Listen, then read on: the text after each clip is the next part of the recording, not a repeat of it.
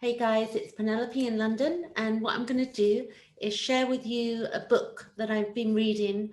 And pre this video, if you look on YouTube, yesterday I made a video of the Anima and the Animus, and it's to do with Carl Gustav Jung and the work that he made. Like, he was born in 1875, and his work is really for now. So the first part of the book, Aeon, is part one is the ego, part two is the shadow, and part three is the anima and the animus. So what I'm going to do now is basically get to a point where I finish this bit today, and then from there we'll go on to look at the meaning of what it means to us through the astrology of it, which is to do with the sun and the moon. The anima and the animus would ultimately be to do with the sun and the moon. Okay, so here's the book that I'm reading from. So I suggest you can get a copy of this on PDF as well, which is really good to know. You can get a copy online. You just put in the title of the book and you'll be able to come up with that. And then this paragraph that I'm reading, the Anima and the Animus, it starts at 20, paragraph 20.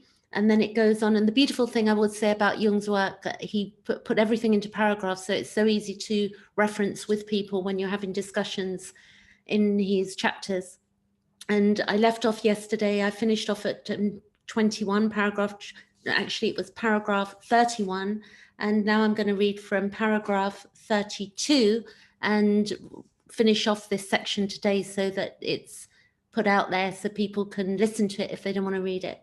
So what we have is, he says, whereas the cloud of animosity surrounding the man is composed chiefly of sentimentality and resentment, in a woman it expresses itself in the form of opinionated rules, interpretations, insinuations, and misconstructions, which all have the purpose, sometimes attained, of severing the relation between two human beings.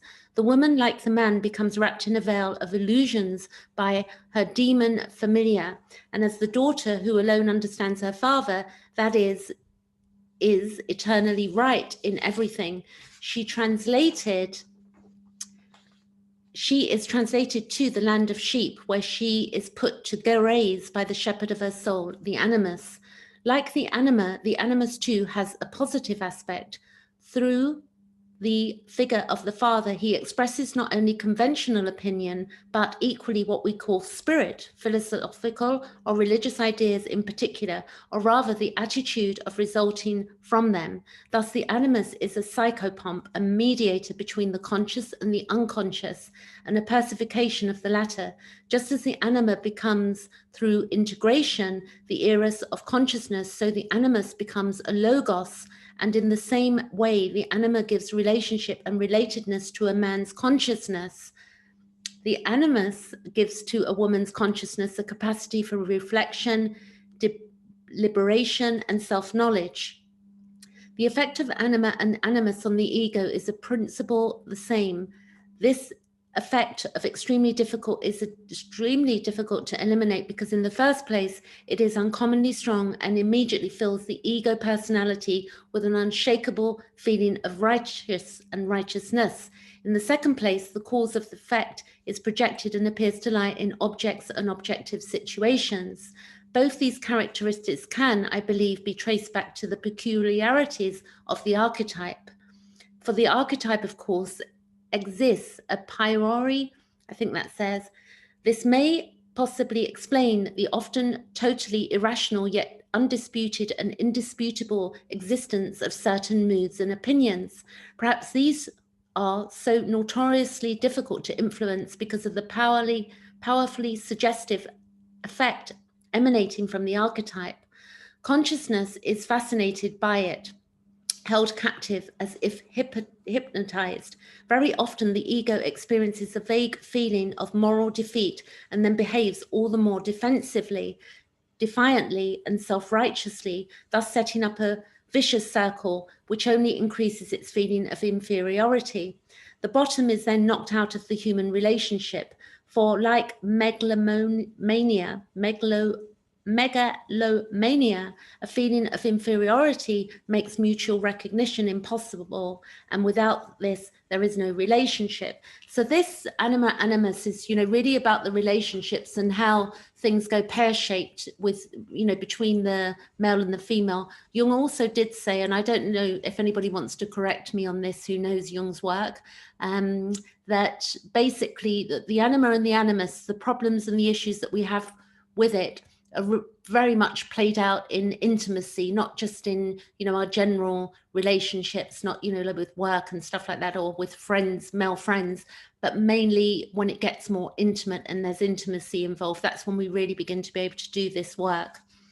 Going on, and paragraph 35, he says, as I said, it is easier to gain insight into the shadow than into the Anima or Animus. With the shadow, we have the advantage of being prepared in some sort by our education, which has always endeavored to convince people that they are not 100% pure gold. So everyone immediately understands what is meant by the shadow, inferior personality, and if he has forgotten, his memory can easily be refreshed by a Sunday sermon, his wife, or the tax collector. With the Anima and Animus, however, things are by no means so simple. Firstly, there is no moral education in the respect, and secondly, most people are content to be self-righteous and prefer mutual vilification, if nothing worse, to the recognition of their projections. Indeed, it seems a very natural state of affairs for men to have irrational moods and women to have irrational opinions. So we can see that play out if you think about it. We get to meet somebody and then all of a sudden we start having irrational moods, men, and women start having irrational opinions, and then everything goes a bit strange. So many people, it's like, what went wrong? What went wrong? This is what's going on, the Anima and the Animus. So presumably, this situation is grounded on instinct and must remain as it is to ensure that the empedoclean game, I think that's correct, of the hate and love of the elements shall continue for all eternity. Nature is conservative and does not easily allow her courses to be altered. She defends in the most stubborn way the inviolability of the preserves where the Anima and the Animus roam. Hence, it is much more difficult to become conscious of one's Anima and Animus projections. Thus, to acknowledge one's shadow, one has, of course, to overcome certain moral obstacles, such as vanity, ambition, conceit, resentment. But in the case of projections of all sorts of purely intellectual difficulties are added, quite apart from the contents of the projection, which one simply doesn't know how to cope with. And on top of all of these, there arises a profound doubt as to whether one is not meddling too much with nature's business by prodding into consciousness things which would have been better to leave asleep. So again, the shadow is the previous chapter, and the first is the ego. The second is the shadow, which was really easy for me to comprehend and understand. The Anima and the Animus, again, it's really, this is being played out, and we can only really see it when we begin to really look at ourselves. And then we need a willing other to also do this work with us, because we can't do it on our own. So it's fascinating to, dig on this one. So, right, paragraph 36. So although there are, in my experience, a fair number of people who can understand without special intellectual or moral difficulties what is meant by the Anima and Animus, one finds very many more who have the greatest trouble in visualizing these empirical concepts as anything concrete. This shows that they fall a little outside the usual range of experience. So we could say that actually with the ego as well. We can't really, we sort of get it, but we don't really get it. Because we can't really picture it. So as an example, they are unpopular precisely because they seem unfamiliar. The consequences is that they mobilize prejudice and also become taboo, like everything else is unexpected. So if we set it up as a kind of requirement that projections should be dissolved because it is wholesomer that way and in every respect more adventurous, we are entering upon new ground. Up until now, everybody has been convinced that the idea of my father, my mother, etc., is nothing but a faithful reflection of the real parent, corresponding in every detail to the original, so that when someone says my father, he means no more than, no less than what his father is in reality. This is actually what he supposes he does mean, but a supposition of identity by no means brings that identity about. This is where the fallacy of, I'm going to struggle with this word, enkek menos, the veiled one. So whatever he said there, it means the veiled one. I'll research on that. So again, looking at that, I would say projection. So the idea would be that as we look at, our childhood imprints, our childhood traumas, where we have fears and self-doubts, and when we begin to look at our shadow and see that we've got a bit of evil in us, we've all got a bit of narcissism in us, we've all got these things that we point the other finger at humanity or one person, and it's all them. And we've all got bits in us that we would not know that if we would actually carry out. If we look at something like, as an example, we look at Germany and the war, and the masses getting together under the same belief system that was really painful to humanity, and we can see how we can follow rules, and we can see that's going on now, that we're following rules that we don't actually know if they're correct or not. I won't go too deeply into that, but we can see what is the right thing to do, and we've got the people that believe it's this way and that way, and we our shadows sort of will come out as a result of that, with others project onto other people that what they should be doing, or such like, or what I should be doing or you should be doing. Let me make sure I've got this right. 38. So I said the veiled one. So the veiled one in astrology, the veiled one would be Neptune as an example. So I love this work because it does link in with symbology. It does link in with astrology. Carl Jung, when he was age 36 in 1911, began looking at astrology with his, we may call them patients or clients, but with people he worked with. So he says the veiled one comes in. If one includes in the psychological equation X's picture of his father, which he takes for his real father, the equation will not work out because the unknown quantity he has introduced does not tally with reality, X, and overlook the fact that his idea of a person in the first place of the possibility very incomplete picture he has received of the real person, and in the second place of the subjective modifications he has imposed upon this picture X. X's idea of his father is a complex quantity of which the real father is only in part responsible, an indefinitely larger share falling to the son. So true is this, that every time he criticizes or praises his father, which we all do this, don't we? We all either do one or the other. He is unconsciously hitting back at himself, thereby bringing about those psychic consequences that overtake people habitually disparage or overpraise themselves. If, however, X carefully compares his reactions with reality, so we're comparing our reactions with reality, he stands a chance of noticing that he has miscalculated somewhat by not realizing long ago from his father's behavior that the picture he has of him is a false one. So we can all see that we have pictures of people, that really, as we get to know people, we have false pictures of people, and we hold that standard, and we're not looking at reality generally when we have problems with others or even with ourselves. But as an X going on, but as a rule, X is convinced that he is right. And if anybody is wrong, it must be the other fellow. Big one there, hey? So should X have a poorly developed eros, he will be either indifferent to the inadequate relationship he has with his father, or else annoyed by the inconsistency and general incomprehensibility of a father whose behavior never really corresponds to the picture X he has of him. Therefore, X thinks he has every right to feel hurt, misunderstood, or even betrayed. So this is interesting because I can understand with myself, the idea of mother, father, and then my own wounding, which was quite serious for me, and how that loops. But, clearly nobody can teach us this stuff. It's, it comes into our lives, like Jung came into my life. It's only now, after a few years, I'm beginning to digest what the Anima and Animus means to me. And then, also reading recently a book that I read called Wetiko, Dispelling Waitiko by a guy called Paul Levy, and looking at narcissism. And again, this is something else that everybody's pointing the finger out there saying, oh, he's narcissistic, she's narcissistic, my parents are narcissistic. And we're not willing to look at our own narcissism in ourselves. And we've all got levels, you know, part of that in us. And we can argue what that means, but a lot of labels are going flying around left, right, and center that are really, you know, disallowing us to look at ourselves. Continuing, this is paragraph 38. So one can imagine how desirable it would be in such cases to dissolve the projection. And there are always optimists who believe that the golden age can be ushered in simply by telling people the right way to go.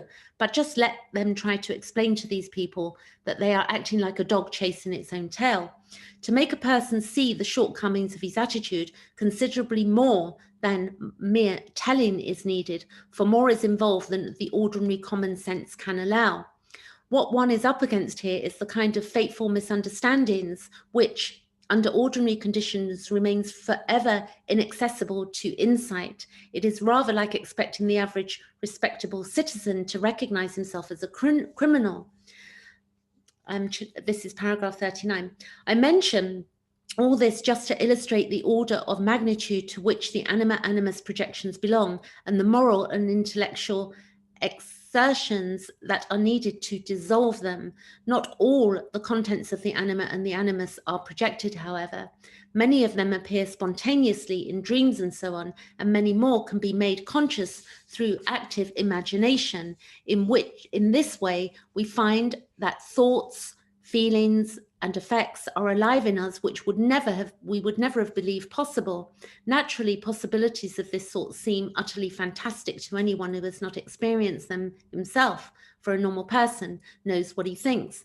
Such a childish attitude on the part of the normal person is simply the rule, so that no one without experience in this field can be expected to understand the real nature of the Anima and the Animus. With these reflections, one gets into an entirely new world of psychological experience, provided, of course, that one succeeds in realizing it in practice.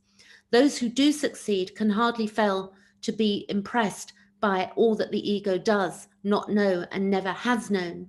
This increase in self-knowledge is still very rare nowadays, and is usually paid for in advance with neurosis, if not with something worse. Now, I add there, you know, definitely my own neurosis, like having a breakdown 2016, was very beneficial to me, because it sent me into a rabbit hole of digging deeper. It's like, you know, the voice which I was given was, "What's wrong with you, child?" One of the big ones, the parent, the superego was playing out in my head, you know, led me into this hole, and I've dug myself out, and I'm just know so much more knowledgeable, you know, not that I know more than anybody else, but just the fact that I just keep taking in this information. And the whole point of reading this stuff is just not to read it, but to integrate it into our being. It would be the same as looking at an astrology chart and understanding the meanings and the archetypes and the definitions of the planets and houses, but to integrate that into what we're feeling currently, we can begin to understand astrology and what it's telling us. So now this is paragraph 49.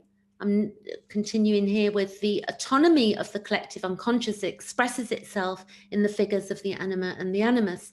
They personify those of its contents, which, when withdrawn from projection, can be integrated into consciousness. To this extent, both figures represent functions which filter the contents of the collective unconscious through to the conscious mind. They appear or behave as such, however, only so long as the tendencies of the consciousness and the unconsciousness do not diverge too greatly. Should any tension arise, these functions, harmless till then, confront the conscious mind in a personified form and behave rather like systems split off from the personality, or like part souls. This comparison is inadequate insofar as nothing previously belonging to the ego personality has split it off from it. On the contrary, the two figures represent a disturbing accretion, accretion, got it. The reason for their behaving in this way is that through the contents of the Anima and the Animus can be integrated they themselves cannot, since they are archetypes. As such, they are the foundation stones of the psychic structure, which in its totality exceeds the limits of consciousness, and therefore can never become the object of direct cognition. Through the effects, the anima and the animus can be made conscious. They themselves are factors transcending consciousness and beyond the reach of perception and volition. Hence, they remain autonomous despite the integration of their contents. And for this reason, they should be borne constantly in mind. This is extremely important from the therapeutic standpoint because the constant observation pays the unconscious a tribute that more or less guarantees cooperation. The unconscious, as we know, can never be done with once and for all. It is, in fact, one of the most important tasks of psychic hygiene to pay continual attention to the symptomatology of unconscious contents and processes, for the good reason that the conscious mind is always in danger of becoming one-sided. So we know that, that's the dogma, the one-sidedness of I'm right and everybody else is wrong. He goes on, of keeping to well-worn paths and getting stuck in blind alleys. The complementary and compensating function of the unconscious ensures that these dangers, which are especially great in neurosis, can in some measure be avoided. It is only under ideal conditions, when life is still simple and unconscious enough to follow the serpentine path of instinct without hesitation or misgiving, that the compensation works with entire success.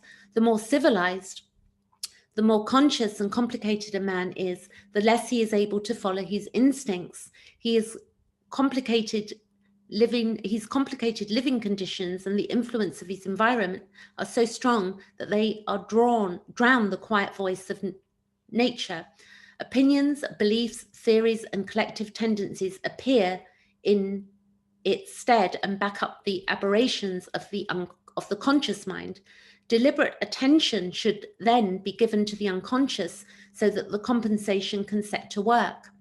Hence, it is especially important to picture the archetypes of the unconscious not as a rushing phantasmagoria of fugitive images, but as a constant autonomous factors, which indeed they are.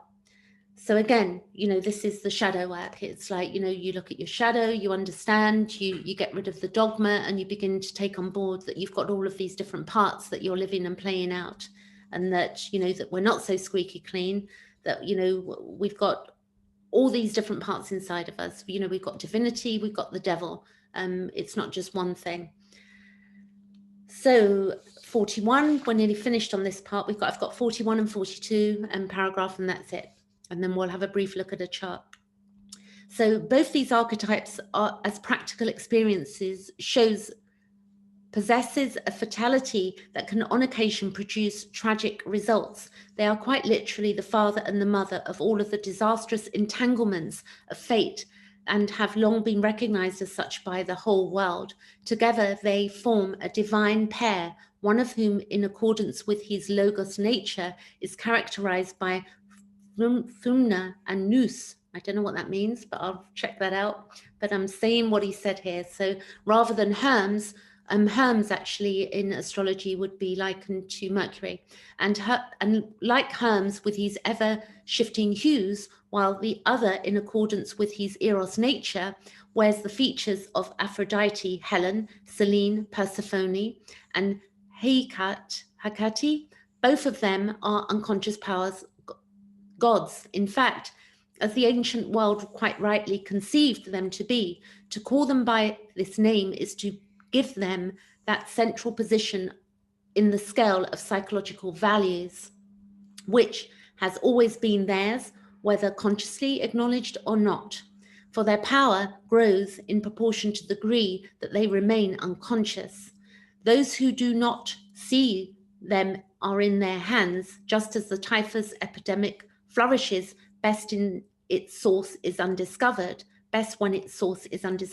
Even in Christianity, the divine syzygy has not become obsolete, but occupies the highest place as Christ and his bride.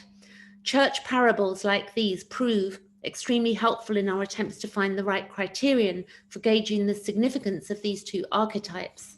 What we can discover about them from the conscious side is so slight as to be almost imperceptible. It is only when we throw light into the dark depths of the psyche and explore the strange and tortuous paths of human fate that it gradually becomes clear to us how immense is the influence wielded by these two factors that complement our conscious life. So again, the shadow, look at your unconscious. This is the last paragraph, 42. Recapitulating, I should like to emphasize that the integration of the shadow, or the realization of the personal unconscious, marks the first stage in the analytical process, and that without it, a recognition of Anima and Animus is impossible. The shadow can be realized only through a relation to a partner, and Anima and Animus only through a relation to a partner of the opposite sex, because only in such a relation do their projections become operative. The recognition of the Anima gives rise in a man to a triad, 1/3 of which is transcendent, the masculine subject, the opposing feminine subject, and the transcendent Anima. With a woman, the situation is reversed. The missing fourth element that would make the triad a quaternity is, in a man, in the archetype of the wise old man, which I have not discussed here. And in a woman, the chaetonic mother. These four constitute a half immanent and half transcendent quaternity, an archetype which I have called the marriage quaternio. The marriage quaternio provides a schema, maybe, not only for the self, but also for the structure of the primitive society. When it's cross-cousin marriage classes and division of settlements into quarters, the self, on the other hand, is a God image, or at least cannot be distinguished from one. Of this, the early Christian spirit was not ignorant, otherwise Clement or Alexandria could never have said that he who knows himself knows God. So otherwise Clement or of Alexandria could never have said that he who knows himself knows God. So yeah, I would say that he who knows himself does know God, and we will all get something different from that, because I even see with myself, you know, if I look back to March earlier this year, what I knew of myself and what I know of myself now, it's completely different. So now I'm going to go to a new share, and I'm going to bring up this chart briefly. So what you see here is, you know, the Anima and the Animus, and very much the sun and the moon would be the archetype in astrology. So let me just see actually what's something I read yesterday, if I find it briefly. So I have so much synchronicity in my life, and the other thing that Carl Jung came up with the word synchronicity really is really beautiful to me. So but this is astrology material I'm reading here. So, you know, we look on a chart, you know, the archetypes, you know, Mercury, Hermes, Hades would be Pluto. So we can look at, understand who we are through the chart.